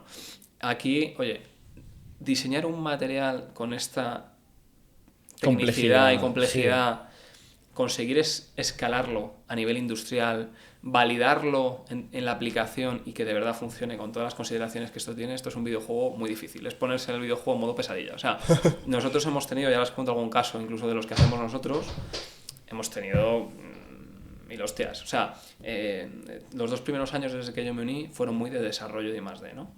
Y bueno, pues montamos un equipo, bueno, empezamos a decidir los casos de uso por los que queríamos apostar, empezamos quizás, oye, con mayor o menor valentía, a acercarnos a clientes creyendo ya en un momento dado que teníamos la solución y cuando ya llegas tú con tu material a una planta industrial, caernos con todo el equipo, ¿no? Ver que no funciona, ver que no habías considerado que, claro, cuando ya lo metes en una máquina industrial, el material se ve expuesto en unas condiciones bestiales. Entonces, replantear otra vez el diseño del material desde cero y demás es un proceso que para muchas empresas puede tardar años. Años, quiero decir. Entonces, es ponerse el juego en modo pesadilla, quiero decir, el emprender en mundo hard versus mundo soft, pero hay una gran oportunidad ahí también, ¿vale? Entonces, por ejemplo, cosas que hemos conseguido nosotros, que a lo mejor además es un caso fácil de ver sin irme al mundo espacial ni sin irme a un nanochip, a un nanotransistor. Todo el mundo conoce el cemento, todo el mundo conoce el hormigón. No sé si todo el mundo conoce que, por ejemplo, el cemento es responsable de casi el 10% de las emisiones de CO2 a nivel mundial, ¿no? Sí. Que se dice pronto, 10%. Creo que es como un 8%, ¿vale? Pero bueno, casi un 10%. Nosotros hemos conseguido con aditivos, al final nuestro material es un aditivo que utilizamos, que la persona que está fabricando hormigón con ese cemento necesite un 10%, en torno a un 10% menos de hormigón, o sea, de cemento. O sea, estoy reduciendo un 10% para la misma edificación, un 10% del cemento que ibas a necesitar. Os podéis imaginar el impacto económico que tiene y el impacto en sostenibilidad que tiene el haber metido un material, pero además, no os puedo decir la fórmula, porque oye, esto es como la Coca-Cola, pero estamos hablando de un porcentaje muy pequeño de este material nano metido en una gran cantidad de hormigón, en este caso, me permite reducir hasta el 10% del cemento para construir pues, cualquier edificación que tenemos hoy en día. Claro, en términos absolutos son miles y miles y millones de toneladas. Es una barbaridad. Es una barbaridad. Y luego ya no solo es el impacto en costes de fabricación de cemento, al final es el driver principal, es luego todo el tema de reducción de energía y cumplir la reducción legislación oportuna, ¿no? Que también está con condiciones muy severas, ¿no? Ahora mismo hay mucha presión regulatoria efectivamente en este sector. Creo que sabéis que hay el mercado de CO2, de créditos de carbono, Sí. Se suele gestionar a nivel supranacional, pues como la Unión Europea, ¿no? Se establece un mercado de créditos de carbono. Dentro del mercado obligatorio, en base al cual te pueden llegar a sancionar si no cumples con tus obligaciones, está el mundo cementero, ¿vale? Porque es un gran emisor de CO2. Hay muchas tecnologías ahora que se están diseñando muy interesantes de captura de CO2, que no se trata de no emitirlo, se trata de capturarlo cuando lo emites. En nuestro caso vamos a evitar la producción de esa materia prima porque gracias a mi aditivo mejoró la resistencia del material final y por tanto necesito menos cemento. Entonces, realmente puedes cambiar el mundo con estos materiales. Quiero decir, puedes tener un impacto muy gordo en muchas aplicaciones. Trabajamos también en baterías, como las que puedes encontrar en un vehículo eléctrico. ¿Qué más? Trabajamos en termoplásticos. Pues hablamos, ¿no? Antes de empezar el podcast, ¿no? De todo lo que está construido con plásticos y con hidrocarburos. Tenemos aditivos para el mundo termoplástico. Bueno, pues hay diferentes aplicaciones muy interesantes de todo esto. Y mundo biomedicina, que insisto, no es mi especialidad, y nanomedicina, está habiendo unas aplicaciones súper interesantes, donde además hay casos españoles muy chulos. A mí me parece increíble todo lo que nos estás comentando. De hecho, cuando nos lo comentaste la primera vez en la videollamada y nos comentaste que además de todos los laboratorios que tenéis, el core también principal de vuestro trabajo es en base a la algoritmia pura, la correlación de diferentes estadísticas, fuentes de datos, los materiales puros, ¿no? Cómo hacíais esos algoritmos para intentar buscar esa correlación que comentábamos y incorporar los nanomateriales. A mí es una actividad que me fascina, ¿no? Pues mira, os decía antes, creo que os he dicho, oye, que nos hemos pasado muchas pantallas y hay pantallas a las que llegas, que sobre todo han sido las industriales, que es donde de verdad pones a prueba tu producto, pues oye, que tienes que replantearte como el diseño, ¿no? De la solución, que en el fondo, en mi caso, es un material. Y que hay empresas que para esto pueden tirarse años, ¿no? En diseñar de cero o de nuevo un material. Nosotros justo teníamos claro que como fuésemos por esa vía de la investigación clásica, o sea, estábamos muertos antes de empezar, ¿no? Al final venimos hablando un poco de lo que es emprender, del arte de lo posible. Yo cuando me incorporé, una de las cosas que pude vender de mi perfil y que yo quería poner a prueba en este mundo es, yo soy muy creyente del mundo digital aplicado. Sí. O sea, no el mundo digital por digital, el mundo digital aplicado y tener un impacto, como os decía antes. Entonces, aquí la apuesta fue, oye, ¿cómo puedo yo acelerar por 100, ni siquiera por 10, por 100 el desarrollo de nuevos materiales y la validación de esos materiales, ¿no? Porque al final, tú aquí cada vez que haces una prueba puedes causar un problema en una fábrica, cada vez que haces una prueba consumes material, cada vez que haces una prueba te juegas tú también tu credibilidad. Meter nuevos materiales en cualquier aplicación no es moco. Claro. Esto que hablábamos antes de, oye, la gente cuando se plantea cambios en su empresa, si ya se plantea cambios cuando, o sea, se plantea duro un cambio del gestor documental de una empresa, ¿no? Oye, vamos a cambiar el SharePoint, ¿vale? Pues imaginaos el cambio de un producto, de un material que se utiliza en un producto, pues de un vehículo que entregas a 100.000 usuarios. O sea, es muy difícil. Son cambios muy, muy costosos. Entonces, ¿nosotros qué hacemos, ¿no? Para poder acelerar y tener más probabilidad de éxito en un mundo muy riesgoso que es el de diseño de nuevos materiales? Pues digamos que hemos hecho más cosas, ¿no? Pero dos grandes puntos que para mí han sido validados luego como, bueno, tres voy a decir incluso. El primero es, quisimos entender o mirar a los materiales con otra óptica, ¿no? Es decir, oye, tu material al final... Espero que a lo mejor venís de otro mundo, pero un material al final, pues tú al final lo que haces es, lo llevas a un laboratorio y pues le haces análisis de diferente tipo y obtienes sus propiedades, ¿vale? Nuestra visión era que había muchas más propiedades que se podían sacar de esos materiales o por lo menos podíamos extrapolar muchas más conclusiones de esas propiedades. Entonces hicimos un trabajo muy fuerte de feature engineering. Entonces, si de los análisis clásicos que se hace un material en un laboratorio normal se sacan entre 10 y 15 propiedades, ¿vale? Para el tipo de aditivos que nosotros hacemos, nosotros pasamos a unas 150, 170 propiedades. Cogemos un equipo experto de I+D, de materiales, gente también experta de inteligencia artificial y data engineering, y subimos, digamos, las características que analizamos de esos materiales para entender mejor por qué sí o por qué no funciona una aplicación final. Entonces, claro, había veces que tú hacías 2 veces la misma prueba, teóricamente, y no tenías los mismos resultados. Y dices, oye, ¿esto por qué es? Bueno, porque no estoy viendo la foto completa de lo que pasa aquí, ¿vale? Y esa fue una aproximación muy exitosa dentro de lo que hacemos para poder entender qué estaba pasando cuando hacíamos pruebas y a veces pues no funcionaba, ¿no? O por qué funcionaba, que eso es lo peor, que funcione y no saber por qué. Tú imagínate, oye, parece que ha funcionado esto en el cemento. ¿Por qué? Claro, imagínate que mañana le sirva material a un hormigonero que va a construir un puente y no sé por qué está funcionando mi tecnología. Pues yo no duermo tranquilo. Claro. ¿Vale? O sea, son cosas serias. No estamos hablando de nuevo que se me cae el gestor documental o que tengo un problema en un call center. Estamos hablando de este tipo de cosas. Y luego, el otro punto es la parte de diseño de materiales, que es, digamos, el otro gran, para mí, ámbito y que por suerte estoy viendo que se está cada vez desarrollando más. Lo que hicimos fue nosotros al final, para crear un material, primero vemos la aplicación final y entendemos qué propiedades de mi material son interesantes en la aplicación final. Y aquí haber sacado las propiedades, pues me ayuda mucho. Pero ahora, ¿cómo genero yo el material que necesito? Pues al final tengo que diseñar un catalizador, que es como el germen del material que luego construyo. Entonces, para diseñar ese catalizador, pues hay infinidad de posibilidades que tú puedes plantear, ¿vale? Esto es un trabajo muy químico, pero hay infinidad de posibilidades y de materias primas que puedes utilizar y de condiciones de proceso.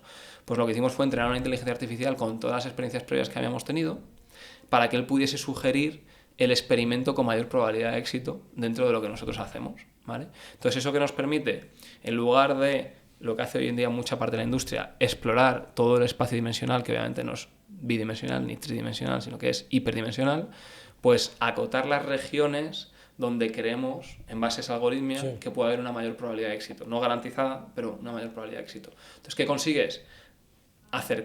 Dar con la solución o con una buena solución mucho antes que si tuvieses que navegar por ese espacio hiperdimensional durante meses Sí, o o sea, años. en vez de hacer una fuerza bruta de probar todas cual. las posibles combinaciones, hacer una especie de descenso por gradiente. Efectivamente. A dónde está esa región. Puedes decirlo así, efectivamente. Me parece espectacular. Aquí ¿qué pasa muchas veces en la industria? Pues que tú vas abriendo todas las puertas del laberinto hasta que das Sí. con la fuerza bruta, como estás diciendo. Normalmente ese no suele ser el caso, pero es el punto de partida, eso sí. Lo que suele hacer la gente es, oye, veo el laberinto un poco y lo que hago es que cuento con conocimiento experto. ¿Pero qué es conocimiento experto? Pues un equipo técnico que ha trabajado en esto durante unos años. ¿Qué sucede? Que hoy en día cuando sintetizas un material o cuando tienes que dar solución a un problema tan complejo, ya las opciones que se te abren en la mesa, un cerebro humano no las puede manejar. Entonces, por mucho conocimiento experto que tengas, hay alternativas que nunca vas a encontrar, o por lo menos no de la forma más rápida. Entonces, este tipo de soluciones claramente son el paso para poder llegar de una forma más responsable también para tu empresa y para tu inversor a una solución lo antes posible, ¿no? Intentar dar con la tecla mucho antes. Claro, es que eso es lo que estaba pensando también, que a nivel de inversión, o sea, a nivel de estructura de capital, es 1000 veces más eficiente hacer un análisis de cuáles van a ser esos experimentos. Totalmente. Que al final entiendo que serán caros de ejecutar y a la vez durante el tiempo pues necesitas muchísimo tiempo Justo. en el cual tú estás metiendo dinero a esa empresa, a esos proyectos, para que salga algo si sale. Has dado justo la tecla, porque son los dos factores y no sé cuál más importante. Depende de tu mundo al que te dediques, ¿no? A la aplicación. Pero a veces es casi más importante el tiempo que el coste. Porque tú puedes tener un coste experimental según qué aplicación más bajo incluso, y puedes hacer miles o cientos de miles de experimentos, pero a veces que esa experimentación te llevaría años para ejecutarla con los recursos que tienes, que son finitos. Ya no solo porque te quedes sin dinero, sino porque no puedes ejecutarlos. Por ejemplo, mundo baterías, que lo toca menos. ¿Cómo se ensaya una formulación de una batería como la que puedes tener en un coche eléctrico, ¿no? Y que todos ya empezamos a conocer los coches eléctricos. ¿Cómo se ensaya? Pues básicamente tú generas a pequeña escala una pequeña batería con tu formulación, la que crees que puede ser exitosa, que pueda tener menor degradación, ¿no? Porque todos nos preocupa que la batería dentro de pocos miles de kilómetros tenga que cambiarla, ¿no? Porque es cara. O que pueda cargarse y descargarse más rápido, ¿no? Es otro gran reto en la industria del vehículo eléctrico. Pues tú esto, ¿cómo lo validas? A pequeña escala, muchas veces. ¿Qué sucede? Que esa pila a lo mejor es económica de fabricar, pero tienes que cargarla y descargarla muchas veces, Claro, para ver si de verdad se degrada antes o más tarde, ¿vale? Entonces, todo eso es un tiempo muy costoso para ti porque no llegas al mercado con tu solución, ¿vale? Entonces, oye, efectivamente, esos dos puntos son súper importantes a la hora de hacer toda esta parte. y me acuerdo que creo que hemos puesto este ejemplo alguna vez, pero me recuerda mucho al método o a cómo funcionan las empresas farmacéuticas, sobre todo las pequeñas, que al final es, bueno, cualquier empresa de I+D en general, es prueba y error, seguir metiendo dinero, confiar en que al final llegará un punto que una solución encaje en el mercado y poder venderla, y ahí ya es cuando ganas, y muy bien ganado y muy merecido, pero que al final es una inversión riesgosa que requiere de muchísimo tiempo, y además es lo que tú dices, también el equipo es fundamental porque es el vehículo al cual que te permite llegar a esa solución. Totalmente. De hecho, os decía antes, digo, oye, ¿cuáles han sido los puntos claves para mí del enfoque? Claro, nosotros al final competimos contra monstruos. Claro. ¿Vale? Como poco grandes empresas, pero monstruos. Entonces, grandes empresas químicas, luego hay un sector muy potente en China de los materiales que tienen por lo menos decenas de miles de personas en I+D, ¿vale? Nosotros somos entre 50 y 60 empleados, ¿vale? Pues, claro, ¿cómo voy a competir yo? O sea, si yo sigo el camino que ellos han seguido, es garantía de que no voy a poder, porque ya están ellos y ya están con otro nivel de recursos. O sea, tengo que inventarme una caja. Vas tarde. Como metáfora es encontrar una aguja en un pajar, claro, ¿no? Sí. Yo, al final, para mí mi metáfora es el atajo del Ikea, ¿vale? O sea, al final yo me puedo dar toda la vuelta, pero voy a llegar tal. Entonces yo, tengo que encontrar caminos alternativos para llegar antes y poder proponer algo que tenga sentido, ¿no? Entonces, este tema de las personas, para mí fue una gran sorpresa cuando yo, empecé este proyecto. ¿Por qué? Porque yo me esperaba encontrarme un perfil científico ¿qué día es hoy? 23 de junio. 23 de junio 2025, ¿vale? Entonces yo me esperaba encontrar un perfil científico hoy, 23 de junio de 2025, o bueno, esto fue hace unos años, me da igual, 23 de junio de 2022, me da igual, me esperaba encontrar un perfil científico mucho más preparado, no a nivel científico, que también a nivel de analítica de datos, ¿vale? Porque, ¿cómo desarrollas tecnología, ¿no? Pues tú tienes un área de I+D, ¿vale? Sin entrar a... Tienes un área de I+D. ¿Qué produce un área de I+D? Insights, ¿no? O sea, no produce materiales, un área de I+D no produce producto final, produce insights, toma de decisión de producto, formulaciones que funcionan en una aplicación. O sea, en nuestra compañía concretamente, el área de mayor valor añadido de los insights es I+D. Entonces, ¿cómo llegas a los insights? Un perfil científico. Tienes que plantear experimentos de una forma que tenga sentido, volvemos a cómo nosotros lo hemos planteado, pero también tienes que saber analizar lo que te escupen esos experimentos y contextualizarlo y llegar a conclusiones, pero que en el fondo estás trabajando con datos y con tecnologías. Entonces, para mí fue muy sorprendente que el perfil científico tipo, al día de hoy, estaba no verde, muy verde en entender qué es un dato, cómo trato un dato con cierto cariño, incluso cómo lo estructuro para poder analizarlo en condiciones, incluso aunque vaya a hacer un análisis básico, rudimentario, y ya voy más allá, ya paso de la analítica más descriptiva de, oye, voy a hacer cierta graficación, visualización de datos para tomar decisiones, digamos, las que sean más directas, ya, claro, si me voy a prescriptiva, si me voy a... O sea, olvídate. Entonces, hemos tenido que hacer mucho trabajo y por suerte es verdad que los equipos que tenemos hoy se han adaptado muy bien. Toda esta parte de transformar a las personas, que os digo que es muy importante, que es uno de los grandes aprendizajes de mi carrera, el poner foco en esta parte. Pues oye, hemos dado muy buena formación y hemos sabido despertar, no de todos, hemos tenido gente que hemos perdido por el camino, pero hemos sabido despertar de mucha parte del equipo ese gen analítico y esa inquietud por estas tecnologías y cómo les ayudan a ellos. Porque al final ellos son los que tienen que hacer un buen planteamiento experimental, a entender qué es lo que está pasando y producir esos insights que nos permitan tomar las decisiones. El otro día vi justamente en LinkedIn una publicación que comentaba exactamente lo que nos describes hoy en día en lo que has encontrado por el camino en tu empresa, ¿no? Y es que yo creo que también un poco por toda la presión que está ejerciendo la IA generativa y sobre todo los bloques de código de IA a nivel más industrial, ¿no? Se estaba perdiendo muchísima capacidad, muchísima investigación, muchísima exploración dentro del campo de la ciencia de datos pura y dura, ¿no? Y el jefe que lo decía era un responsable de inteligencia artificial de alguna empresa que es bastante importante, ¿no? O incluso el directivo que tiene expertise dentro de la IA. Y decía que es que dentro del campo de ciencia de datos solo se había explorado el 10%. No.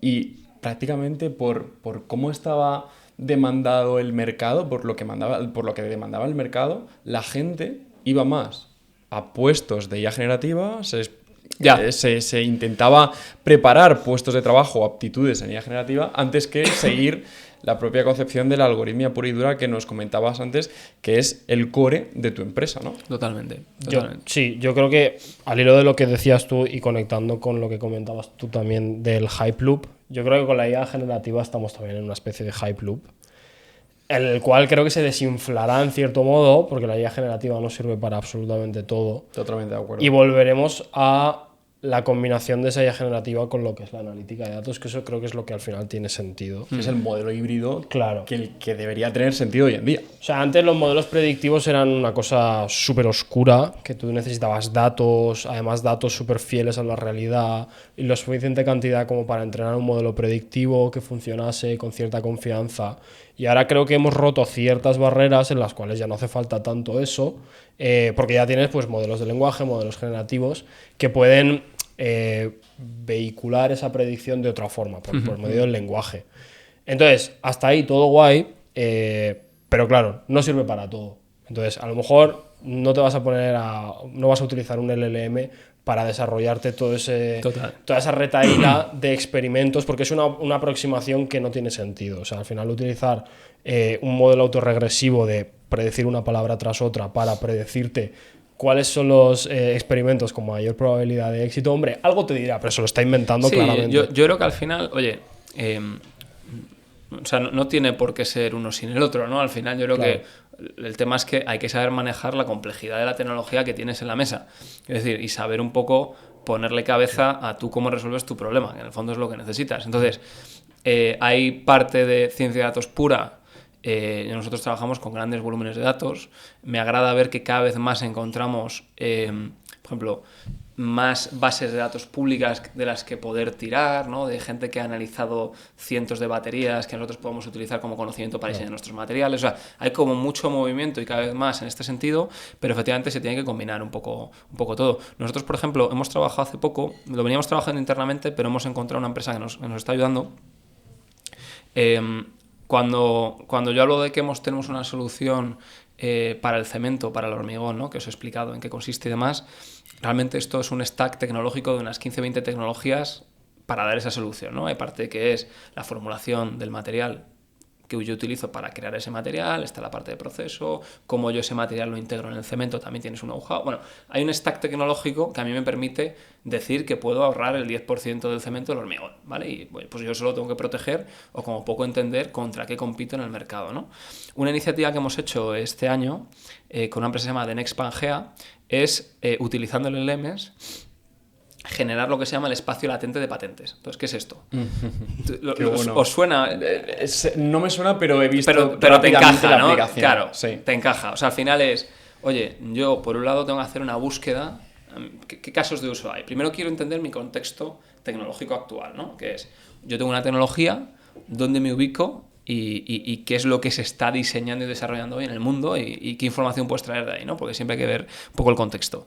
Pues filtrar, volcar y analizar patentes y de alguna forma contextualizarlo para poder visualizar dónde se ubica más concentración de tecnologías, cómo se clusterizan las tecnologías que hay en este espacio, dónde hay gaps, dónde puedes plantear una idea. Toda esta parte de entender el ecosistema de patentes es un caso de uso muy interesante, ¿no? Puedes hacer con patentes o con papers, también lo puedes hacer, ¿no? De investigación que se publican. Luego, si te pones a la defensiva, ya no solo por entender el ecosistema tecnológico, oye, ver tú dónde te ubicas y cómo me defiendo un poco, porque también parte de la tecnología no es solo tu propuesta de valor, también tienes que defenderla, ¿no? Es decir, tienes que o patentarla o tener secretos industriales o poco o crear una marca que te diferencie. Digamos que el LM es el abogado del diablo, ¿no? O sea, te mete preguntas y te pone en jaque, ¿no? La tecnología o la solución que estás ofreciendo. O sea, aquí lo que la propuesta de este equipo lo que hace es, nosotros podemos visualizar, o sea, se mete en embeddings, se hace una reducción dimensional y se hace una clusterización, bueno, previa a la reducción dimensional, se hace una clusterización de las diferentes patentes, digamos que y tú puedes ver, visualizar oportunidades o, digamos, retos que tienes donde te estás desplazando con tu tecnología. Qué bueno. Entonces te ayuda un poco a entender, imaginaos un espacio tridimensional, lo podrías hacer de más dimensiones, obviamente, pero para poder visualizarlo, donde ves observaciones clusterizadas, identificas un clúster como un conjunto de aditivos para cemento que está basado en fibras de vidrio y que lo que consigue no es una reducción de cemento, sino que consigue una mayor resistencia a compresión, por decir algo. Bueno, pues ya entiendes que eso está ubicado en una parte del espacio tecnológico en el que tú compites. Otro clúster estará por aquí, otro tipo de tecnologías, otro clúster por aquí. Pues tú de alguna forma con esa reducción dimensional y ese procesamiento de las patentes, que al final son documentos escritos, que son claims, pues tú puedes entender contra qué compites, cómo desplazarte un poco en ese espacio para estar un poco más aliviado de presión tecnológica o incluso encontrar nuevas oportunidades, ¿no? Incluso que la herramienta te proponga ideas, te detecte primero un gap tecnológico y luego te proponga ideas. A veces esa reducción dimensional no tiene sentido. Yo he visto, lo hemos trabajado con ellos, a veces encuentras un gap, se te plantea una idea en torno a ese gap tecnológico y es que realmente no tiene sentido una tecnología. O sea, el gap está ahí por algo. Claro, a lo mejor ese gap es insalvable, ¿no? Porque a lo mejor te está haciendo una especie de extrapolación de dos cosas técnicas que juntas no tienen sentido, claro. O a lo mejor sí lo tienen y no somos capaces de verlo. Pero bueno, hablando de aplicaciones del LM a este mundo nuestro, ¿no? Por así decirlo. Sí. Y bueno, yendo al tema, efectivamente, yo también estoy de acuerdo que ahora probablemente tengamos un poco de bajada, pero yo creo que ya nuestra forma de vida y nuestra forma de trabajar, hay cosas que han cambiado que no van a volver atrás. Totalmente. O sea, yo utilizo diariamente herramientas llámalo ChatGPT, llámalo DeepSeek, a nivel casi profesional. Quiero decir, no solo porque sea parte de un equipo o de un proyecto de investigación, yo ya lo tengo muy metido en mi forma de trabajar y ayuda que me da es bestial, ¿vale? Hay muchos concerns, ¿no? En inglés, hay muchos... Sí, preocupaciones. Preocupaciones, ¿no? Que pueda haber, que en el día a día no las tienes más a largo plazo. También como profesor tengo alguna, pero tengo claro que mi forma de trabajar no va a volver nunca a la que tenía hace 2 años, 3 años. ¿Cuánto ha pasado? Sí, desde... No, es que es total. Justo nos pilló, se lo contaba de hecho a Jacobo también en la entrevista, no sé si te acuerdas, que el origen de ChatGPT, el lanzamiento de ChatGPT, nos pilló en una clase de primero de máster de Teleco, el máster que no quisiste hacer. Y con razón. Y con razón, exacto. Con razón. No me equivoqué. Te da por la razón, ¿no? Efectivamente. Y pues nada, lo dijimos a Jacobo, que en una clase del máster de Teleco apareció ChatGPT, todos nos quedamos flipando y todas las prácticas de ese máster y las que vinieron a continuación, pues las pasábamos por ChatGPT, pero al final como cualquier faceta en lo profesional. Y ahí funcionaba fatal. Y ahí funcionaba fatal. Pero quiero decir que cualquier actividad la pasas, la validas por ChatGPT, ya sea la programación, ya sea la división de tareas, ya sea la capacidad de síntesis. Entonces es que es una ventaja exponencial. Vale, yo siempre digo... Sí, perdón. No, iba a cambiar de tema porque vamos con el tiempo súper justo y tenemos, o al menos yo, que coger un ave dentro de poco, porque yo no quiero que se me pase una serie de temas que... Creo que si sacas otro tema, pierdes el ave, Alberto. Ya, eso es cierto. Creo que lo podemos dejar para la segunda parte. Bueno, lo sobrevolamos. Vamos a jugárnosla. Espero que Renfe y Óscar Puente nos den un poquito de delay a la hora de salir. Pero bueno, vamos a abordar un poquito sobre la geopolítica, que yo creo que es un tema súper candente y puede fascinar. Definitivamente vas a perder el ave. Entonces, hemos hablado de los nanomateriales, de la creación de los nanomateriales, del origen, pero vamos a hablar un poco del origen. O sea, cuéntanos un poco estas batallas, el tablero que vivimos hoy en día, qué países están pegando entre unos y otros por intentar atacar otro país que puedan sobreexplotar en busca de ese material que sea el origen de otra fuente de materiales. Vale, o sea, vamos a ver, aquí, bueno, yo creo que es interesante el podcast, estamos tocando un tema que es el de los materiales, ¿no? Yo me lo he llevado a un tema muy concreto que son los nanomateriales, que es a lo que nosotros nos dedicamos. Es una tecnología, un conjunto de tecnologías que pueden tener un impacto bestial, ¿no? Pero vamos, que esto no es un mundo aislado, o sea, hay todo lo que rodea el trading de materiales y el control de los materiales hoy a nivel global es algo que es determinante para, llamarlo nación o Unión Europea. O sea, ahora mismo, para que os hagáis una idea, digamos que tenemos, por suerte, mayor concienciación que la que teníamos a lo mejor hace 5 años, ¿no? Digamos que tenemos una situación mundial bastante jodida.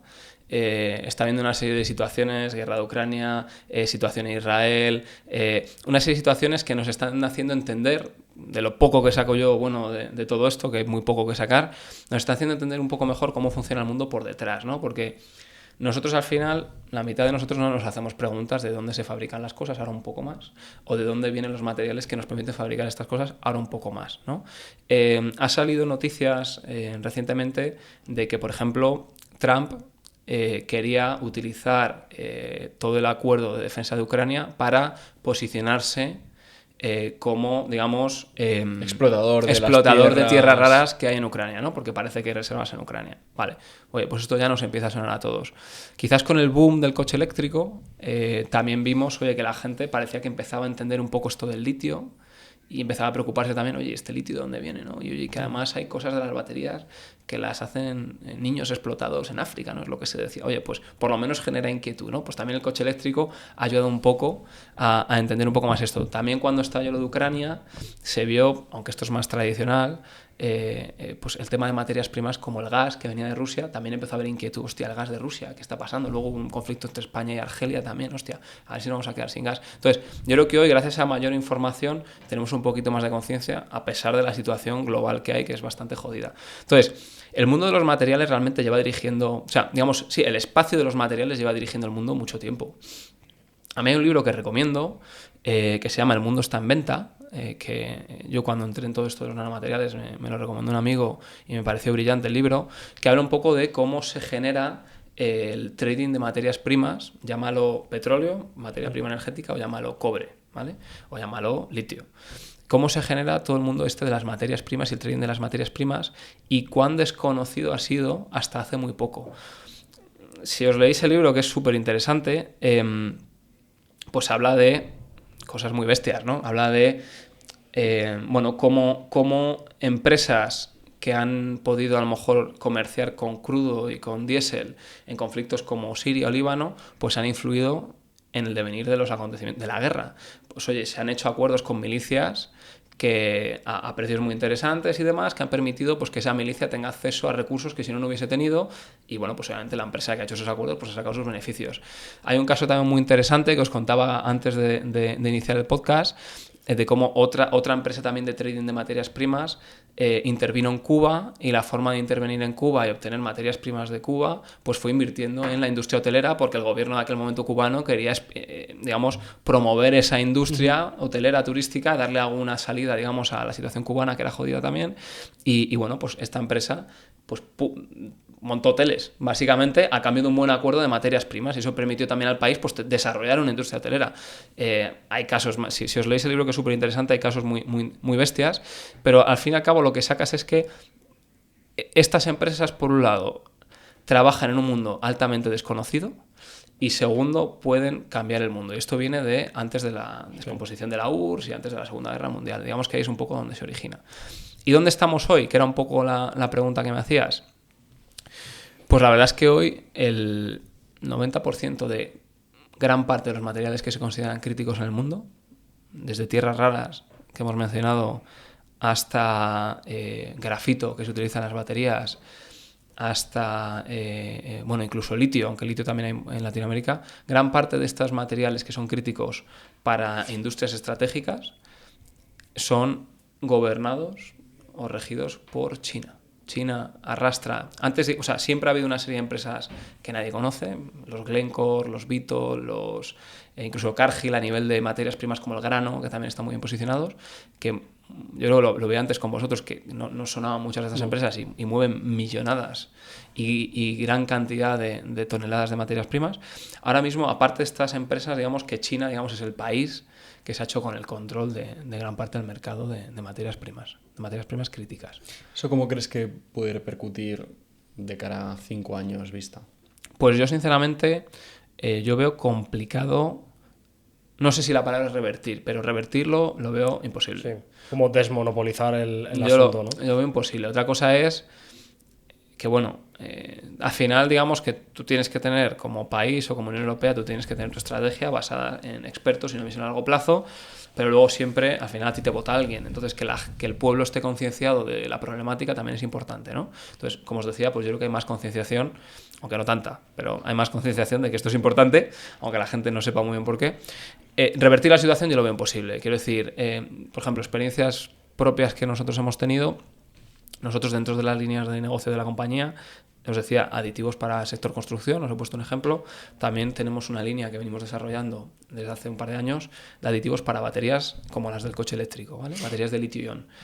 Cuando nosotros empezamos esta actividad, había una promesa de que iba a haber una serie de empresas europeas, líderes a nivel mundial, de fabricación de baterías. No sé si conocéis la empresa Northvolt.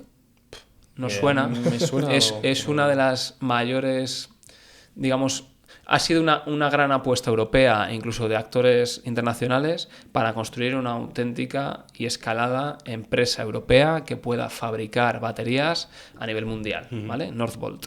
Tenía alguna alianza con Volvo, había inversores muy conocidos, me puedo equivocar, pero había algún fondo americano, no sé, era JP Morgan o BlackRock, había alguna empresa de automoción líder, no sé si era Mercedes o Grupo Volkswagen. Bueno, había inversión de grandes players, una 1.000 millonada. Y hace este año, no sé si fue este año, a finales de 2024, básicamente anunciaron que estaban en bancarrota. ¿Por qué? Porque no han sido capaces de llegar a un nivel de profesionalización como el que tiene China hoy aquí. Ya. Y básicamente la gran apuesta europea ha caído. Hoy, no quiere decir que mañana haya otras y que haya otras empresas más pequeñas y más humildes, pero ha caído. Entonces, ¿por qué ha caído? Porque hoy en día es muy difícil competir con China en esto. ¿Por qué? China ya desde los años 80 hizo su apuesta por las tierras raras. Cuando otros estaban mirando al petróleo, dijeron, otros tienen petróleo y nosotros tenemos tierras raras. Han hecho un gran desarrollo tecnológico, además cuentan con reservas. Pero cuando nos hablas de tierras raras, quiero que, no sé si hablo también por los dos, si nos puedes definir un poco qué son las tierras raras. Vale, realmente es, claro, el nombre ya ayuda, ¿no? Hay algo de incertidumbre, genera un poco... A ver, al fin y al cabo hay muchos materiales que son críticos, ¿vale? Para diferentes industrias. Industrias que son críticas, que dependen de materiales críticos, que va un poco de la mano. Defensa, fabricación de semiconductores, todo tecnologías para movilidad eléctrica, ¿vale? Como motores eléctricos o las propias baterías. Entonces, cuando decimos que un material es crítico, lo que queremos decir es que influye drásticamente en que tú puedas tener una tecnología estratégica, en que tú puedas fabricar baterías, en que tú puedas fabricar microchips, en que tú puedas fabricar una serie de cosas. Entonces, entre los materiales críticos que podemos encontrar hoy en día, pues está el litio, que a todos nos suena. Grafito es otro material que a lo mejor conocéis, que se utiliza en baterías. Las tierras raras son un conjunto de materiales que se utilizan, por ejemplo, para los imanes que se utilizan en los motores eléctricos de los vehículos o en los generadores de los aerogeneradores, ¿vale? Se utilizan en aplicaciones de renovables o en aplicaciones de movilidad eléctrica. Es un ejemplo de uso de las tierras raras. ¿Qué son las tierras raras? Al final son compuestos que se llamaron en su día tierras raras, si no recuerdo mal, porque realmente en Europa había pocas reservas, ¿vale? Pero realmente la problemática de las tierras raras es que no se encuentran en vetas, en grandes reservas, como puedes encontrar petróleo o puedes encontrar a lo mejor derivados del hierro, sino que se encuentran muy dispersas en otros minerales, ¿vale? Y luego que la forma de extraer esas tierras raras es dificultosa. China ha hecho un desarrollo tecnológico bestial para poder recoger tierras raras a escala industrial y eso es lo que la ha convertido en líder mundial. Entonces, al final, disprosio, neodimio son materiales que ni nos suenan, pero que se utilizan en tecnologías críticas de futuro. Renovables, movilidad eléctrica, semiconductores. Sí, el neodimio es lo de los imanes, ¿no? Efectivamente.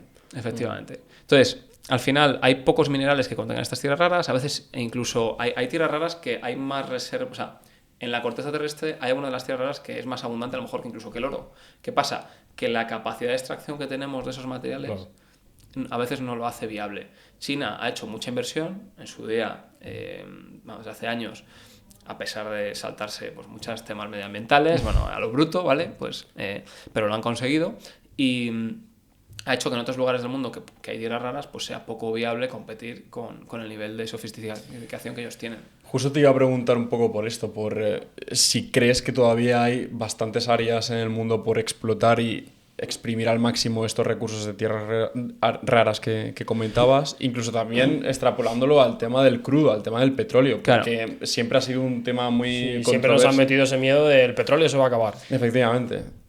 A ver, el tema que la gente tiene que saber es que para yo tener un futuro, primero para tener un futuro, iba a decir sostenible, pero es que va de la mano de tener un futuro, necesito una serie de tecnologías y muchas de las tecnologías que necesitamos requieren materiales. Y esto es una realidad. Entonces, no puedo aspirar a la movilidad eléctrica si no estoy dispuesto a extraer litio.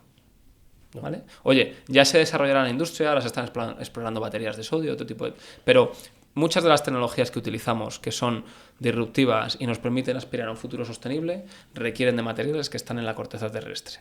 ¿Vale? Y hay un gran movimiento en contra de minar y de extraer materiales, pero la solución al futuro pasa en gran parte por la extracción de una serie de materiales, aunque siga habiendo mucha investigación para encontrar otros materiales sustitutivos o procesos más sostenibles y demás, ¿vale? Pero hay que tocar la corteza terrestre para llegar ahí, ¿vale? Decías, oye, el tema de las reservas. No ha habido ninguna materia prima que se haya dejado de utilizar porque nos hayamos quedado sin reservas, ¿vale? Quiero decir, oye, el petróleo se acaba. Si mañana dejamos de utilizar petróleo, no va a ser porque no siga habiendo petróleo en la corteza terrestre, ¿vale? Va a ser porque, oye, hemos dado con otra solución que será mejor, espero, o más sostenible, o bueno, sí, sobre todo más sostenible, o que afecte menos, digamos, a la población local, o que tenga algún tipo de ventaja, o que mejore la tecnología actual, ¿vale? O sea, eso también es importante saberlo. Esto pasa por tocar la corteza y por extraer, además... Normalmente el problema no es quedarnos sin reservas, es que ha habido una tecnología sustitutiva de la anterior, ¿vale? El petróleo de momento sigue en boga, quiero decir, no ha sido sustituido, pero en algunas aplicaciones se va sustituyendo. ¿Qué ha hecho Europa, por ejemplo, en cuanto a la explotación de minerales? Hizo hace un año, hace 2 años, una comunidad, lo llamaron el Critical Raw Materials Act, creo que se llamaba. Básicamente, expusieron un poco una estrategia que cambiaba un poco el rumbo respecto a la posición de Europa frente a las materias primas. Lo que dijo Europa es, ojo, señores, tenemos aquí una dependencia bestial de unos materiales críticos de terceras partes y esto nos expone mucho. Por ejemplo, China ya ha utilizado las tierras raras para meter presión a Japón en el pasado. ¿Vale? Entonces, estamos muy expuestos a una serie de materiales, no solo de China, también Chile tiene gran parte de las reservas de litio. Entonces, Europa ya ha dicho este año, que ha identificado 47 ubicaciones en la Unión Europea que promueve para que sean explotadas en los próximos años. Entonces, más que un tema de quedarnos sin reservas, es un tema de cómo se percibe y cómo se plantea la estrategia de, oye, llámalo, de las potencias mundiales, sí. Europa, Estados Unidos y China. Entonces, tenemos que despertar ya, ¿no? Claro, China lo tiene claro y su apuesta es clara y, ojo, que China no solo hace materiales, China hace ya producto final. O sea, es la cadena, completo. China, el valor ya no es solo que está en la... o sea, el tema es que si tú te vas a un BYD o te vas, mejor dicho, si te vas a un fabricante de baterías como pues, un Gotion o un KTL, muchas de estas empresas ya no es que hagan la batería, es que casi que extraen los materiales, o sea, se integran verticalmente, pasan de la extracción del material al refinado a la fabricación de la batería. Entonces, Europa ya ha dicho, señores, aquí hay que minar un mínimo de lo que necesitemos nosotros para nuestro consumo, hay que refinar todavía un mayor porcentaje y bueno, eso es lo que esperamos que nos haga menos dependientes de terceras partes, ¿vale?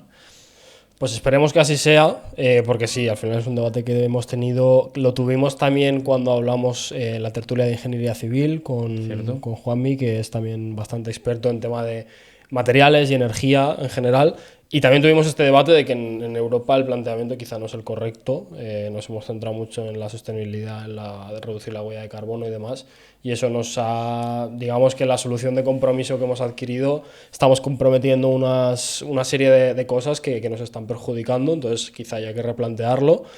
Creo que tenemos que cerrar ya, esperemos que Oscar Puente te deje volver a Valencia. Te vamos a pedir el nominado, por último, con el fin de hacer crecer el podcast, pues siempre pedimos a nuestros invitados que nos nominen a alguien.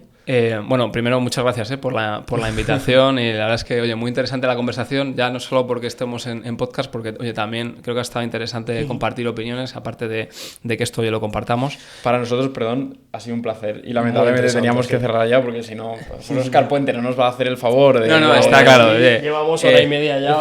Sí, además, esto es infinito, quiero decir, sí, esto se puede quedar aquí toda ya haremos versión 2 o ya recomendaré a alguna persona que os pueda profundizar en estos temas. Me decía, yo traía una lista, obviamente, pues ya la lista os la comparto a vosotros, ¿vale? De nominados para que no os quedéis sin carrete. Me ha costado elegir, pero voy a nominar a un buen amigo y que además creo que puede ser muy interesante para este podcast, que es Alejandro Alija. Por explicaros un poco quién es Alejandro, yo he coincidido con él profesionalmente ya hasta llegar a una relación de amistad, pero básicamente él es fundador de una empresa que se llama Galeo. Aparte él es doctor en física, si no recuerdo mal, o sea, viene de un background también científico, participa como revisor de proyectos europeos de tecnologías también emergentes, o sea, es un tío muy, muy potente, toca muchos temas muy interesantes y creo que también es interesante un poco cómo él se ha transformado de este mundo que os decía científico a luego pasando por un tema, creo que estuvo en Accenture, hasta que él decidió fundar su empresa con otro socio y bueno, pues también tiene proyectos muy interesantes y os puedo hablar un poco de cómo él ha traído talento, el tipo de talento que tiene y de lo que le dé la gana, básicamente, que hable de lo que le dé la gana, que para eso para eso es doctor en física también, para eso sabe muchísimas cosas, ¿no? Pero bueno, creo que también es un buen caso de éxito de cómo, oye, fundar una empresa, es una empresa tecnológica, de componente digital, hacen proyectos de Internet of Things muy interesantes, proyectos de inteligencia artificial y de datos. Yo trabajo con ellos desde Nanomate, han sido un gran apoyo también, con lo cual, bueno, creo que puede ser muy interesante por el tipo de oyente o de público que tenéis. Seguro que os cuenta alguna anécdota interesante. Genial, pues ahí queda el nominado. Por supuesto no lo he avisado, así que ya le ponemos los hilos. Efectivamente. Pues nada, desde nuestra parte te agradecemos muchísimo, Juan, que te hayas pasado por aquí, nos hayas hablado de tu empresa, de tus orígenes y sobre todo que hayas abordado este pequeño enigma que sobrevuela la sociedad, que es el origen de los materiales y la disputa que hay hoy en día, también su procesamiento, la ciencia que hay detrás de todo esto, así que te lo agradecemos enormemente. Ya sabes que esta es tu casa y estás invitadísimo a la sección 2, al volumen 2, volumen 3, volumen 4, así hasta que continuemos, así que te agradecemos profundamente que hayas venido y nada, desearos a vosotros que os haya encantado esta entrevista. Ya sabéis que podéis tenerla en formato completo en YouTube y en Spotify y os invitamos a que que nos sigáis en todas las redes sociales, Instagram, TikTok y LinkedIn incluso. No, creo que no se me escapa alguna. Así que nada, muchísimas gracias por vernos y hasta la próxima.